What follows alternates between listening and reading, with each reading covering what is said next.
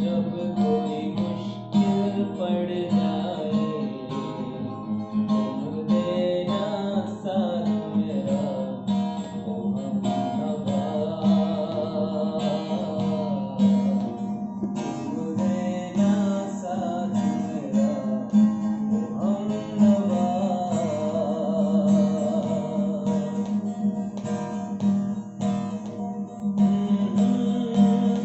ला ला ला ला न कोई है न कोई था जिंदगी में तुम्हारे सिवा, तुम देना साथ मेरा, ओ हमनवा। तुम देना साथ मेरा, ओ हमनवा।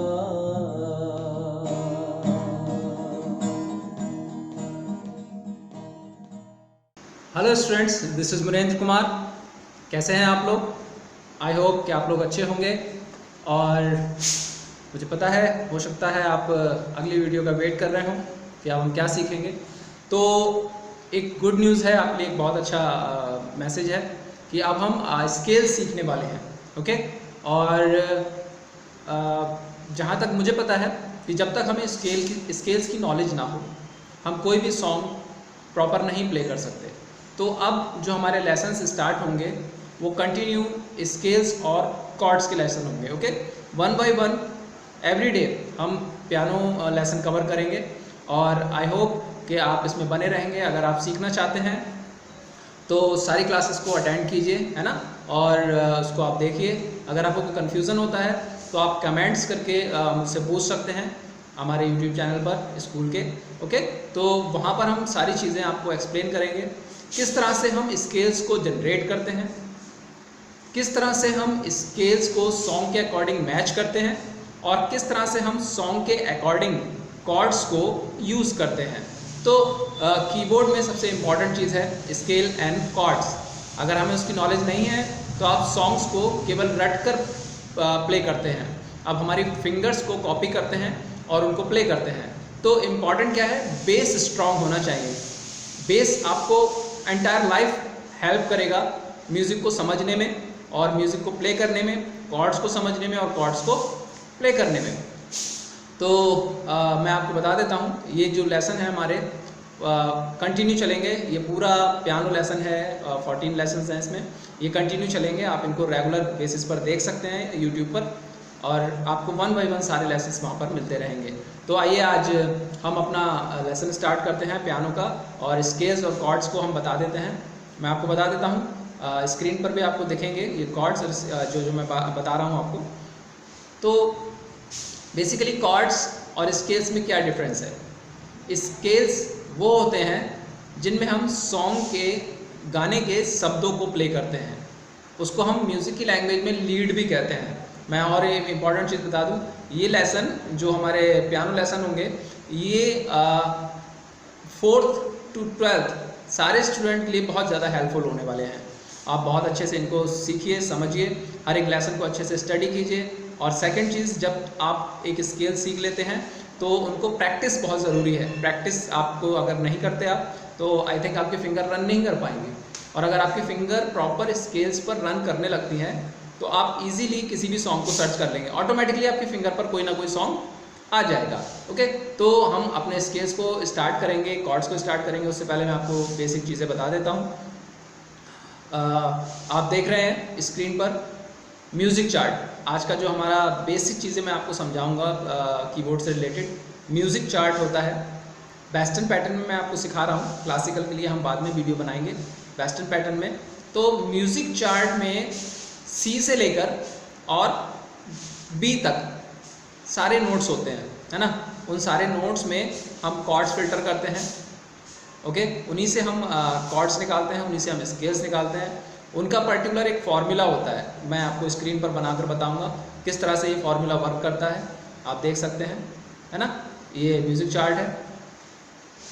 और इसके बाद हम सीखेंगे कुछ बेसिक चीज़ें लाइक किस तरह से हम स्केल पर फॉर्मूला लगाते हैं। आपको पता है एक सप्तक में कितने नोट्स होते हैं? 13 नोट्स होते हैं, है ना। 13 नोट्स होते हैं, 12 नोट्स होते हैं, C, C sharp, D, D sharp, E, F, F sharp, G, G sharp, A sharp and B and C. अगर मैं काउंट करूं तो कितने नोट्स होंगे? C, C sharp, D, D sharp, E, F, F sharp, G, G sharp, A sharp, B and C. 1 2 3 4 5 6 7 8 9 10 11 12 and C 13 number note होता है सी हमारा। तो ये नोट्स जो होते हैं इनको हम 13 नोट्स में से हमें अपना स्केल निकालना होता है। तो जैसे मैंने आपको बोला सी मेजर का एक अलग स्केल होता है, सी शार्प का अलग स्केल होता है, डी का अलग स्केल होता है, ई का अलग होता है, एफ का अलग होता है ना। ये धीरे धीरे हम आगे सीखेंगे।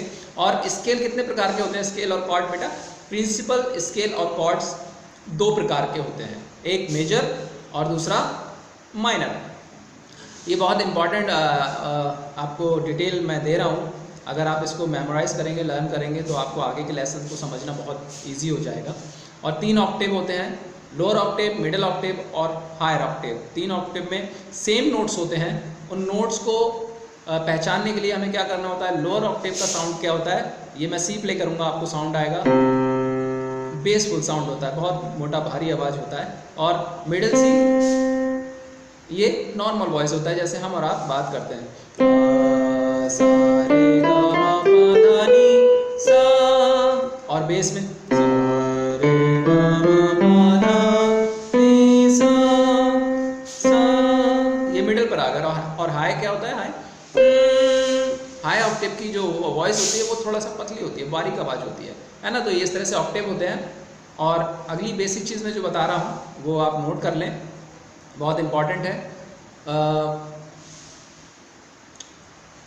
सी से जो हमारे नोट्स स्टार्ट होते हैं, म्यूज़िक में जो नोट्स होते हैं वो A to G होते हैं, H म्यूज़िक में नहीं होता। A से स्टार्ट कर लेते हैं तो A according to alphabets ABCD, A B C D E F G, H नहीं होता, वापस फिर B स्टार्ट हो जाता है तो A का एक ऑक्टेव कंप्लीट हो जाता है। A से A तक 13 नोट्स काउंट होते हैं, है ना। तो सप्तक में तो 12 नोट्स होते हैं, 13 जो नोट होता है वो नेक्स्ट ऑक्टेव को इंडिकेट करता है। तो इस तरह से हमारे जो नोट्स होते हैं वो टोटल 12 नोट्स होते हैं। जो 13वां नंबर नोट होता है वो नेक्स्ट ऑक्टेव को इंडिकेट करता है। लेकिन जो 13 नंबर नोट होता है वो हमारे स्केल को निकालने के लिए बहुत ज़्यादा हेल्पफुल है, इसलिए हम 13 नंबर नोट को काउंट करते हैं। आप स्क्रीन पर देख रहे हैं, स्क्रीन पर सब कुछ आपके सामने आ रहा होगा, ये सारी चीज़ें आपको समझ में आएंगी। दूसरी चीज़ बेसिक इंपॉर्टेंट चीज़ मैं बता देता हूँ, इनके फार्मूले होते हैं। फार्मूले भी मैं आपको समझाता रहूँगा हर एक स्केल के साथ साथ, जैसे जैसे हम स्केल कवर करते जाएंगे। तो जो ई नोट होता है हमारा, 2 ब्लैक रीड जो होते हैं, 2 ब्लैक रीड का ग्रुप होता है, उससे नीचे वाला जो नोट होता है वो ई नोट होता है। आप स्क्रीन पे देखें, कीबोर्ड में आपके वहाँ पर दिख रहा होगा ई, है ना।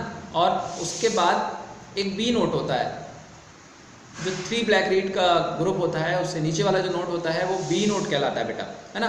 तो बी और ई नोट आर नॉट शार्प, यानी बी और ई का काला बटन नहीं होता, काली रीड नहीं होते, काले स्विच नहीं होते, इसमें काले बटन नहीं होते हैं, है ना। वो शार्प नोट बोलते हैं, ब्लैक रीड्स इनके नहीं होते, यानी अल्टरनेट नोट नहीं होते, आप ऐसा कह सकते हैं। सी का अल्टरनेट होता है सी शार्प, डी का अल्टरनेट होता है डी शार्प, ई का अल्टरनेट नहीं होता जैसे मैंने अभी बताया, एफ का होता है एफ शार्प, जी का अल्टरनेट होता है जी शार्प, और ए का अल्टरनेट होता है ए शार्प। वैसे ही बी का अल्टरनेट नोट नहीं होता और वापस से फिर हमारा सी नोट स्टार्ट हो जाता है। तो ये 14 लेसन होंगे हमारे, जिसमें पूरा कीबोर्ड हम आपको सिखाएंगे। और मैं आपको बता दूं, कीबोर्ड जो मैं आपको सिखाने जा रहा हूं, जो मैं लेसन आपको सिखाने जा रहा हूं, वो सारे इंस्ट्रूमेंट पर जो थ्योरी है, जो प्रैक्टिकल पार्ट है, वो सारे इंस्ट्रूमेंट पर लगभग एक जैसा होता है। थ्योरी एक जैसी होती है सारे इंस्ट्रूमेंट की, लेकिन प्रैक्टिकल थोड़े डिफरेंट होते हैं, है ना। यही नोट गिटार पर अगर हम प्ले करेंगे तो कुछ डिफरेंट होंगे, वायलिन पर प्ले करेंगे तो कुछ डिफरेंट होंगे, और फ्लूट पर प्ले करेंगे यही नोट्स, यही स्केल, ये सेम स्केल सारे इंस्ट्रूमेंट्स पर प्ले किए जाते हैं, जो मैं आगे आने वाले लेसन्स में आपको सिखाऊंगा। तो मैं आपसे रिक्वेस्ट करूंगा कि अच्छे से इसको सीखें और समझने की कोशिश करें, है ना। उससे आपको क्या होगा, इन फ्यूचर आपको हेल्प लेने की ज़रूरत नहीं पड़ेगी, आपको रटने की ज़रूरत नहीं पड़ेगी, आपको कोई सॉन्ग कॉपी करने की ज़रूरत नहीं पड़ेगी। आपको केवल हिंट्स दिया जाएगा और आप खुद ही किसी भी उससे वीडियो से आप सॉन्ग को सीख सकते हैं, कॉर्ड समझ सकते हैं, नोट समझ सकते हैं, स्केल समझ सकते हैं। और कॉर्ड और स्केल्स की अगर आपको नॉलेज हो जाती है तो फिर आपको म्यूज़िक सीखना, आपने मान लीजिए 70% म्यूज़िक अचीव कर लिया, बाकी 30% जो होता है वो इंटरमीडिएट लेवल होता है, वो आपको स्टेप बाय स्टेप सीखना पड़ेगा। तो जो 70% जो वर्क है वो आपको इन 14 लेसन्स में मिलेगा, जो कंटिन्यू डे बाय डे आपको मिलते रहेंगे। एक एक स्केल हम सिखाएंगे और हम मेजर स्केल से स्टार्ट करेंगे और माइनर पर चलेंगे। जैसे मैंने आपको बताया 2 स्केल और कॉर्ड होते हैं, प्रिंसिपल जो होते हैं वो 2 होते हैं, एक मेजर दूसरा माइनर। ओके, तो आज मैं आपको दिखाने जा रहा हूँ ऑक्टेव के बारे में। ऑक्टेव मैं आपको बता देता हूँ यहाँ पर। और ओके स्टूडेंट्स, तो आपको यहाँ ये कीबोर्ड दिख रहा होगा, ये किस तरह से है ये कीबोर्ड, है ना। आप इसे देख सकते हैं कि यहाँ पर आपके सामने कीबोर्ड आ रहा है और यहाँ से मैं ऑक्टेव स्टार्ट करने वाला हूँ, किस तरह से ये ऑक्टेव वर्क करते हैं। ओके, सो सेकंड सी फर्स्ट हम छोड़ देंगे, सेकंड सी कीबोर्ड का सेकंड सी से हम काउंट करते हैं। ये एक्स्ट्रा पार्ट होता है, ये अकाउंट पार्ट होता है, वो मैं आपको कीबोर्ड के ये फंक्शंस समझाऊंगा अगले लेसन में। हो सकता है स्केल के साथ साथ मैं ये आपको फंक्शंस समझाऊं या बाद में मैं आपको फंक्शन समझाऊं, इन फंक्शंस में मत जाइएगा। इसमें डिफ़ॉल्ट ग्रैंड पियानो होता है, आप उसको अप्लाई कर सकते हैं, मैं भी उसी को अप्लाई कर रहा हूँ आपको सिखाने के लिए। तो ये पार्ट हम छोड़ देंगे, यहाँ से हम देखेंगे। ये देख रहे हैं आप सेकंड सी, फर्स्ट सी पीछे है, 2 ब्लैक रीड हैं, इससे नीचे वाला बटन सी नोट कहलाता है। ओके, और यहाँ से हम अब काउंट करेंगे और यहाँ से काउंट करने के बाद हम यहाँ तक आएंगे। ये इजी समझना होता है, इजी वे है समझने के लिए, अदरवाइज़ मैं ये से स्टार्ट कर सकता था, लेकिन यहाँ पर ब्लैक रीड के ग्रुप के अकॉर्डिंग हम समझ सकते हैं। 2 ब्लैक रीड, 3 2 3 2 3 2 एंड 3। तो 2 ब्लैक रीड का जो ग्रुप है उससे जो नीचे वाला बटन है बेटा वो सी कहलाता है। तो C, C sharp, D, D sharp, E. मैंने जैसे बताया था E and B are not sharp, है ना, ई और बी का शार्प नहीं होता। तो C, C sharp, D, D sharp, E का शार्प नहीं होता क्योंकि यहाँ ब्लैक रीड नहीं है। Next F, F sharp, G, G sharp, A sharp, B and again C.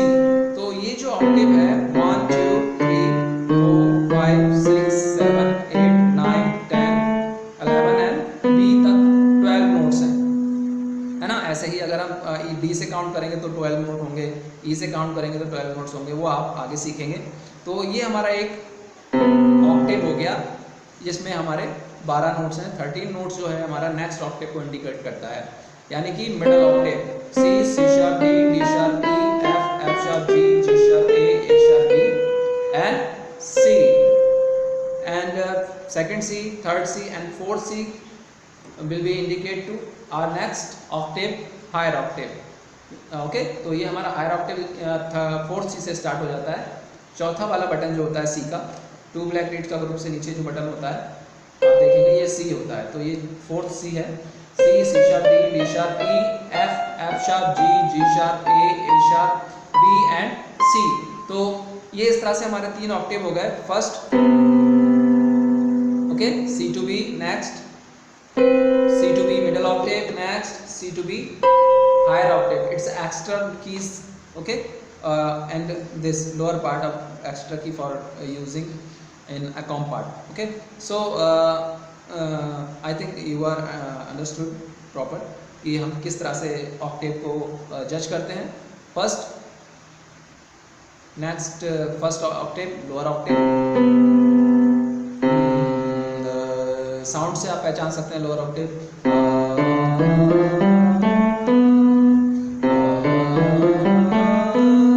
Now okay, next middle octave, higher octave. Keys के नेम लगभग सेम होते हैं बेटा, है ना। इंडियन क्लासिकल में सारे बटनों को हम सा भी बोल सकते हैं, लेकिन वेस्टर्न पैटर्न जो होता है, नोटेशन लैंग्वेज जो होता है बहुत इंपॉर्टेंट है, वो इंटरनेशनल लैंग्वेज है ये, और इसमें हमें कीज़ के नेम पता होना बहुत ज़रूरी है। अगर हम कॉर्ड्स आजकल जो चलन में है वो major, minor, suspended, dimness, 11th, ये कॉर्ड्स चलन में हैं, तो इनको सीखने के लिए आपको बहुत ज़रूरी है कि आप ऑक्टेव को समझें, तब जाकर हम स्केल्स को समझ सकते हैं। ओके, क्योंकि कोई भी सॉन्ग 2 ऑक्टेव में यूज़ होता है। लाइक अगर मैं यहाँ से स्टार्ट करता हूँ,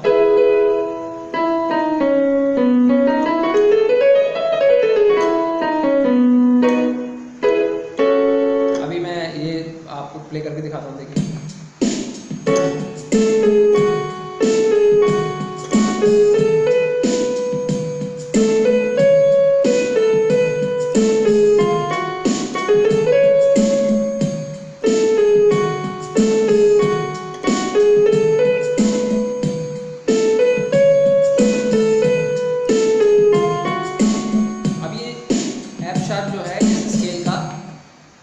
मेन नोट है, स्केल यहाँ से स्टार्ट हुआ मिडिल, ये मिडिल ऑक्टेव है, तो सी का स्केल मिडिल यहाँ से स्टार्ट होगा, तो लोअर ऑक्टेव कौन से यूज़ होंगे, ये वाले, और हायर ऑक्टेव सी के बाद ये वाले।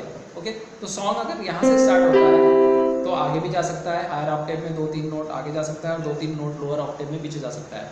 ओके, तो कोई भी song middle, lower and higher octave तीनों को मिलाकर बनता है।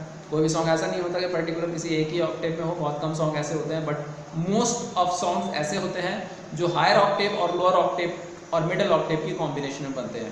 If song are start from are lower octave then they move in middle octave और higher octave, and if start from are higher octave तो वो डिसेंडिंग ऑर्डर में move होगा, यानी मिडिल ऑक्टेव में मूव होगा। ओके, तो इस तरह से हम ऑक्टेव को समझते हैं। आपने समझ लिया होगा ऑक्टेव का लोअर ऑक्टेव का साउंड मोटा होता है, बेसफुल साउंड होता है, मिडिल ऑक्टेव का मिडिल साउंड होता है, हायर ऑक्टेव का थोड़ा तीखा या पतला साउंड होता है, जो कि फीमेल वॉइस के लिए, लीड के लिए यूज़ किया जाता है। लीड लाइक अगर कोई फीमेल वॉइस सिंगिंग करती है, गाना गा रहे हैं, तो आप उनको लीड के लिए यहाँ से कॉर्ड दे सकते हैं।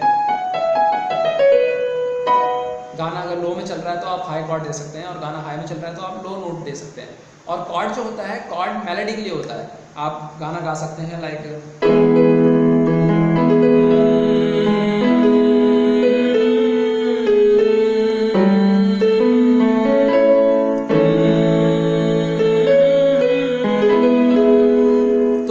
सिंगिंग के लिए, मेलोडी के लिए कॉर्ड बैकग्राउंड चलते हैं, तो कॉर्ड भी बहुत ज़रूरी है और लीड भी बहुत ज़रूरी है। अगर दोनों में से एक चीज़ नहीं आती है आपको, तब भी आपका म्यूज़िक खाली खाली है। तो हम हर एक स्केल का कॉर्ड और स्केल साथ साथ सीखते हुए चलेंगे। हम जब सी का स्केल सीखेंगे तो सी का कॉर्ड भी सीखेंगे, डी का स्केल सीखेंगे यानी सरगम सीखेंगे तो डी का कॉर्ड भी सीखेंगे, ई का सरगम सीखेंगे तो ई का कॉर्ड भी सीखेंगे, है ना।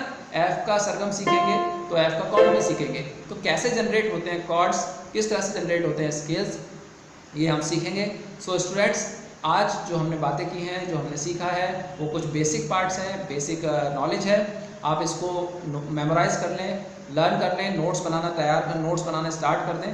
आप अपनी कॉपी पे नोट्स बना लें ताकि इन फ्यूचर आपको ये काम आ सकें। आप ऊपर देख सकते हैं, सारी चीज़ें आपको वहाँ पर दिख रही हैं कि किस तरह से कौन कौन से नोट्स यूज़ होते हैं। लोअर ऑक्टेव की क्या पहचान है, वो बेसफुल साउंड होता है। लोअर ऑक्टेव के नोट्स के नीचे डॉट लगा होता है। लोअर अगर नोटेशन में आपके लिखा हो, जैसे मैं कई बार नोटेशन बनाता हूँ, आपने मेरे सॉन्ग्स को देखे होंगे, वीडियो देखा होगा, एक दिन बिक जाएगा, माटी के में मोल और दिल दिया है जान भी देंगे, कर्मा मूवी का सॉन्ग मैंने अभी कुछ ही टाइम पहले वीडियो बनाकर डाली हैं। तो उन वीडियो में आप देख सकते हैं नोटेशन में जो लोअर ऑक्टेव के नोट्स होते हैं उनके नीचे डॉट होता है, और जो हायर ऑक्टेव के नोट्स होते हैं उनके ऊपर डॉट होता है, एक पॉइंट बना होता है, और मिडिल ऑक्टेव में कोई सिंबल नहीं होता। तो इस तरह से हम नोटेशन को रीड कर सकते हैं और हम प्ले कर सकते हैं, बशर्ते हमें ऑक्टेव की नॉलेज होना चाहिए कि लोअर ऑक्टेव को हम कैसे पहचानेंगे, मिडिल ऑक्टेव को हम कैसे पहचानेंगे। ओके स्टूडेंट्स, सो आज के लिए इतना ही, और अगले लेसन में बने रहिए। हम सी मेजर स्केल स्टार्ट करेंगे।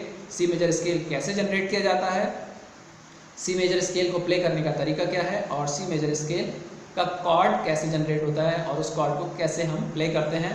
सारे प्रोसेस में, सारे कॉर्ड्स में हम स्केल्स और उसका प्लेइंग पैटर्न, सेकंड स्केल की कुछ इंपॉर्टेंट चीज़ें हम सीखेंगे, सेकंड कॉर्ड सीखेंगे, और जब ये सारे बेसिक प्रिंसिपल कॉर्ड्स हमारे कंप्लीट हो जाएंगे और स्केल कंप्लीट हो जाएंगे, देन हम सीखेंगे प्रोग्रेशन, कि कॉर्ड्स, एक गाने में किस तरह से कॉर्ड्स प्ले होते हैं और उन कॉर्ड्स की फैमिली क्या होती है। तो आज की जो बेसिक नॉलेज है आई थिंक आपके लिए बहुत हेल्पफुल होगी और बहुत यूज़फुल होगी ताकि आप म्यूज़िक को समझ सकें। So thank you so much. अगले लेसन के लिए तैयार रहिए और कमेंट्स करके आप बोलिए अगर आपको कोई कन्फ्यूज़न है तो मुझे बताइए, ताकि हम अगले लेसन में उन चीज़ों को और क्लियर कर सकें। आपके लिए इतना ही। Thank you so much students and take care all of you. हम मिलते हैं अपनी नेक्स्ट क्लास में।